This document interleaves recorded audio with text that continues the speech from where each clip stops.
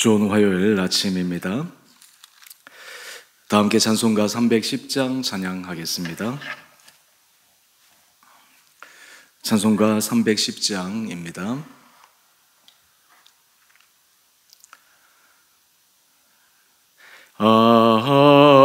하나님의 은혜로 있을 데 없는 자 외국 속하여 주는지 난 알 수 없도다.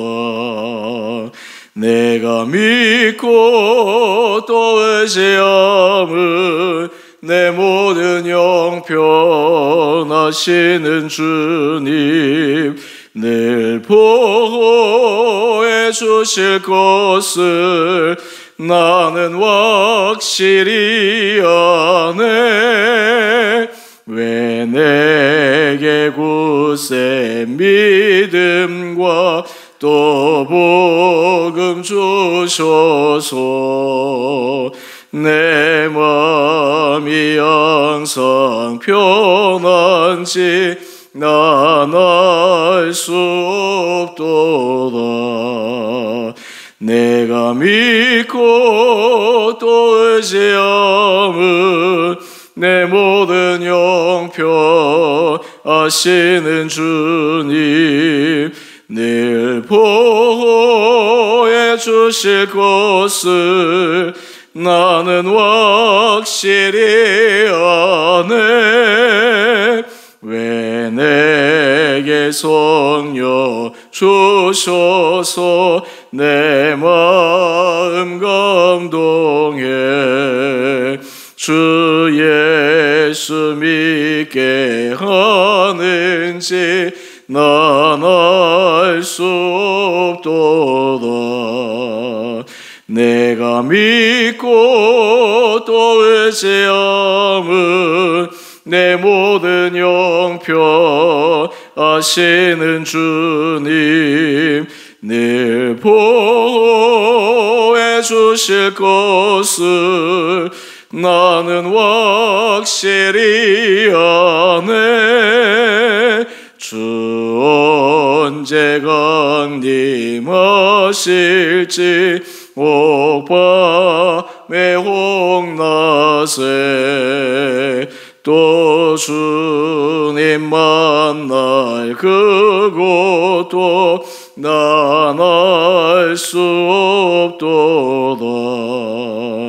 내가 믿고 또 의지함은 내 모든 형편 아시는 주님 늘 보호해 주실 것을 나는 확실히 아네. 아멘. 오늘 말씀 사무엘하 9장 1절에서 13절까지입니다. 다윗이 이르되 사울의 집에 아직도 남은 사람이 있느냐? 내가 요나단으로 말미암아 그 사람에게 은총을 베풀리라 하니라. 사울의 집에는 종 한 사람이 있으니 그의 이름은 시바라. 그를 다윗의 앞으로 부르매 왕이 그에게 말하되 내가 시바냐 하니 이르되 당신의 종이니이다 하니라. 왕이 이르되 사울의 집에 아직도 남은 사람이 없느냐? 내가 그 사람에게 하나님의 은총을 베풀고자 하노라 하니 시바가 왕께 아르되 요나단의 아들 하나가 있는데 다리 저는 자니이다 하니라. 왕이 그에게 말하되 그가 어디 있느냐 하니 시바가 왕께 아르되 로드발 암미엘의 아들 마길의 집에 있나이다 하니라. 다윗 왕이 사람을 보내어 로드발 암미엘의 아들 마길의 집에서 그를 데려오니 사울의 손자 요나단의 아들 모비보셋이 다윗에게 나와 그 앞에 엎드려 절하매 다윗이 이르되 모비보셋이여 하니 그가 이르기를 보소서 당신의 종이니이다. 다윗이 그에게 이르되 무서워하지 말라. 내가 반드시 내 아버지 요나단으로 말미암아 내게 은총을 베풀리라. 내가 내 할아버지 사울의 모든 밭을 다 내게 도로 주겠고 또 너는 항상 내 상에서 떡을 먹을지니라 하니 그가 절하여 이르되 이 종이 무엇이기에 왕께서 죽은 개 같은 나를 돌아보시나이까 하니라. 왕이 사울의 시종 시바를 불러 그에게 이르되 사울과 그의 온 집에 속한 것은 내가 다 내 주인의 아들에게 주었노니 너와 네 아들들과 네 종들은 그를 위하여 땅을 갈고 거두어 내 주인의 아들에게 양식을 대주어 먹게 하라. 그러나 내 주인의 아들 모비보셋은 항상 내 상에서 떡을 먹으리라 하니라. 시바는 아들이 15명이요 종이 20명이라. 시바가 왕께 아뢰되 내 주 왕께서 모든 일을 종에게 명령하신 대로 종이 준행하겠나이다 하니라. 모비보셋은 왕제 중 하나처럼 왕의 상에서 먹으니라. 모비보셋에게 어린 아들 하나가 있으니 이름은 미가더라. 시바의 집에 사는 자마다 모비보셋의 종이 되니라. 모비보셋이 항상 왕의 상에서 먹으므로 예루살렘에 사니라. 그는 두 발을 다 절더라. 아멘. 좋은 화요일 아침입니다. 하나님께서 이 하루도 우리 사랑하는 성도님 한 분 한 분들에게 힘 도와여 주시고 오늘 이 하루도 새로운 날, 새로운 생명 주신 날, 또 주님의 베풀어 주시는 기적의 은혜를 경험하는 복된 하루 되시기를 바랍니다. 우리 하나님은 하나님의 사람을 이끌어 가시는 방법이 참으로 놀랍습니다. 그 이끌어 가시는 놀라운 방법은 하나님은 약속을 주시고 말씀하신 대로 이루어 가시는 분이십니다. 또한 그 말씀을 이루어 가시기 위해 하나님 앞에 겸비함으로 서 있을 때 그 약속의 은혜의 폭은 더 커져 갑니다. 하나님께서 다윗에게 약속하신 대로 그에게 기름을 부어 사울 다음 왕위에 오르게 하신 그 약속의 말씀을 지키시는데 단지 이스라엘 전체의 왕이 되었을 뿐만 아니라 우리가 어제 함께 묵상했던 것처럼 하나님은 다윗이 어디로 가든지 승승장구하게 하여 주셨습니다. 다윗의 주변에 다윗을 대적할 수 있는 나라가 없었습니다. 거의 전성기의 시기로 접어들고 있습니다. 이스라엘 국기에 별이 있죠. 그 별은 다윗의 별을 상징합니다. 이스라엘 사람도 그들의 가장 전성기의 그 사모하는 시절, 바로 다윗의 시대이기도 합니다. 여러분, 사람이 이런 전성기 시절에 오게 되면 자칫 잘못하면 마음이 해이해지기 쉽습니다. 이전에 그가 연단되고 결심하고 했던 그 마음들을 잊어버리기 쉽습니다. 그런데 다윗은 여전히 하나님 앞에 복을 받을 수밖에 없는 그런 귀한 삶의 선택을 하게 됩니다. 오늘 그 말씀을 함께 묵상하기를 원합니다. 먼저 우리 큐티의 제목을 한번 보십시다. 오늘 큐티의 제목을 참 잘 잡았습니다. 언약을 기억하고 은총을 베푸는 삶. 하나님께서 다윗을 승승장구하게 하여 주셨는데 다윗은 이것이 자신이 잘해서 자신의 공로로 된 것이 아니라 하나님께서 그에게 맡기신 사명이 있기에 그에게 주어진 놀라운 복임을 기억합니다. 또한 그 맡기신 자리에서 그는 하나님을 기쁘시게 해드리기 위해 그는 공의와 정의로 백성을 다스리며 또한 그 마음속에 묻어두었던 한 가지의 중요한 일을 행하려고 합니다. 오늘 그 말씀이 본문에 나옵니다. 우리 1절 이하의 말씀을 보면 이제 다윗은 여러 상황들이 안정되어졌습니다. 마음의 여유도 많이 생겼습니다. 그때 사울이 한 일을 하는데 그것은 사울의 종으로 있던 시바를 불러서 사울의 집에 남은 가족이 있느냐 묻습니다. 이 의도는 사울의 집안을 완전히 전멸하기 위해서 그 가족을 찾아내기 위함이 아닙니다. 다윗이 이렇게 물은 것은 그 사울의 집, 심지어 자신을 박해하고 핍박을 하였지만 그 사울의 집을 지켜주고 싶은 마음, 더 큰 것은 사울의 아들 요나단과의 약속 때문입니다. 사무엘상 20장 15절 말씀을 보면 요나단과 사울 사이에 사랑의 언약 맹세를 한 말씀이 나옵니다. 그때 요나단이 사울에게 부탁한 내용이 있습니다. 그 말씀이 사무엘상 20장 15절 말씀인데요. 여호와께서 너 다윗의 대적들을 지면에서 다 끊어 버리신 때에도 너는 내 인자함을 내 집에서 영원히 끊어 버리지 말라. 다윗은 요나단에게 받은 사랑, 정말 말로 표현할 수 없는 그 깊은 자신을 보호해 준 그 호의를 잊지 않고 있습니다. 지금 요나단은 전사에서 죽었지만 혹시나 그 요나단의 남은 가족이 없는지, 더 확대해서는 자신의 정적이었기도 했지만 사울의 집에 남은 사람은 없는지 그것을 확인하고 있는 것입니다. 시바가 와서 이 다윗의 그 마음의 의도를 알고 이야기를 합니다. 바로 요나단의 아들 하나가 있다라는 사실을 알려줍니다. 그런데 이 요나단의 아들은 다리를 접니다. 우리 본문 13절 말씀을 한번 가보십시다. 모비보셋은 다리를 졌는데 한 다리만 졌는 것이 아니라 두 다리를 다 접니다. 태어날 때 문제가 있었거나 아니면 자라다가 문제가 생긴 것이 아니라 사울과 요나단이 전사한 다음, 그리고 상황이 급박하게 돌아가자 그의 유모가 이 모비보셋을 지키기 위해 급하게 데리고 가다가 떨어뜨리는 바람에 어린 시절 다리를 크게 다쳐서 그래서 다리를 절게 되었습니다. 이 모비보셋은 예전에는 왕손의 그런 신분이었지만 이제는 몰락한 가문이었기에 자신의 목숨을 연명하기 위해서 숨어 살아야 하는 그런 형편입니다.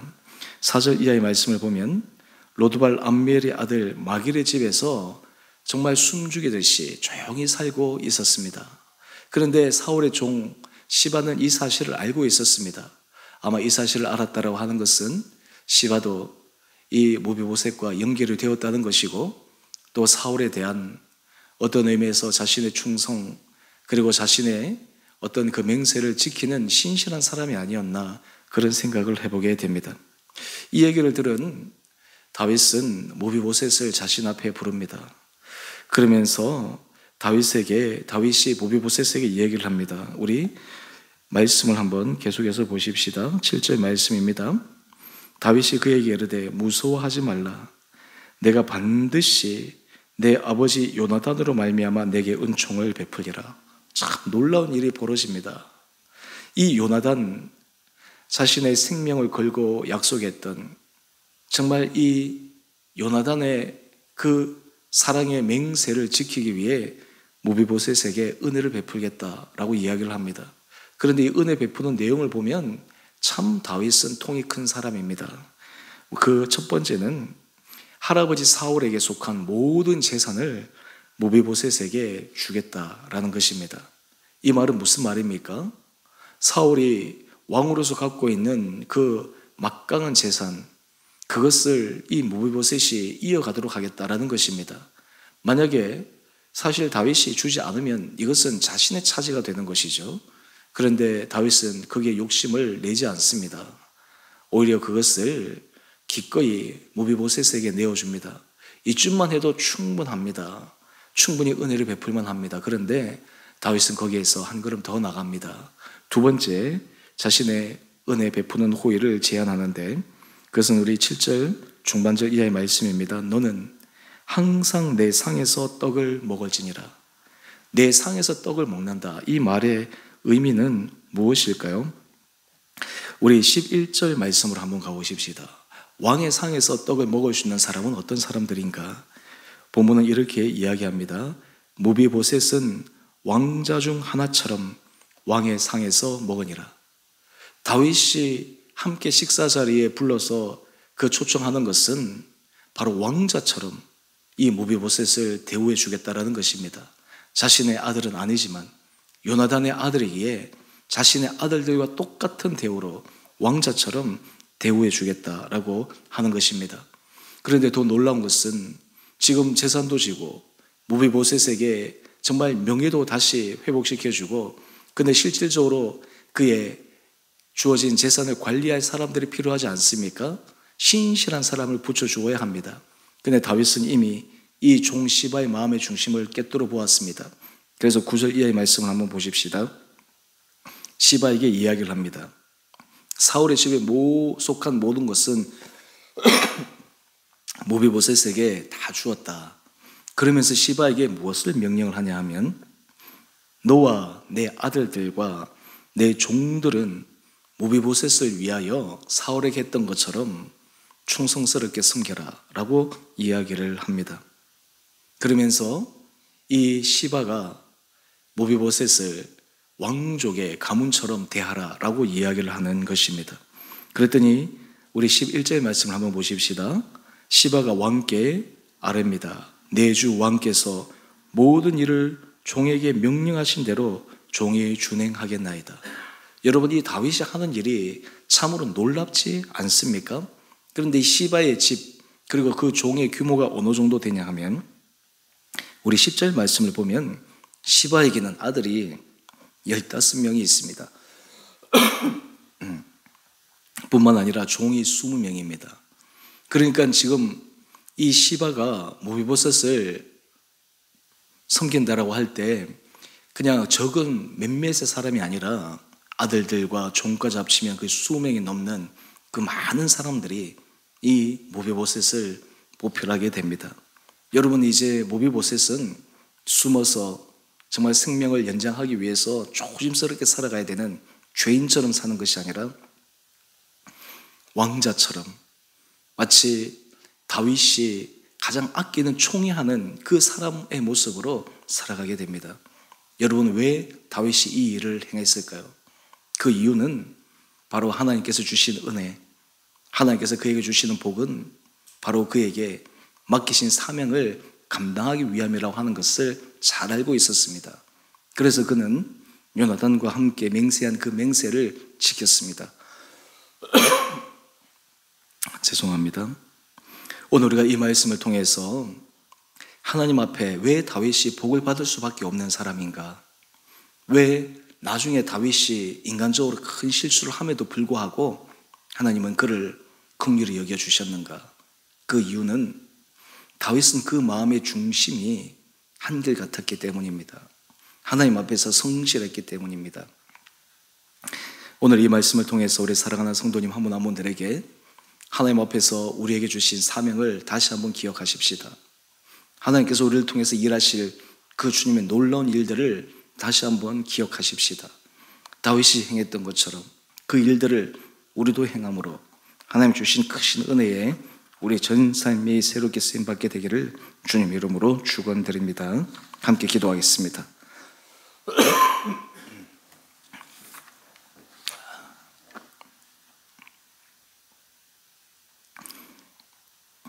사랑해 주님, 참으로 감사합니다.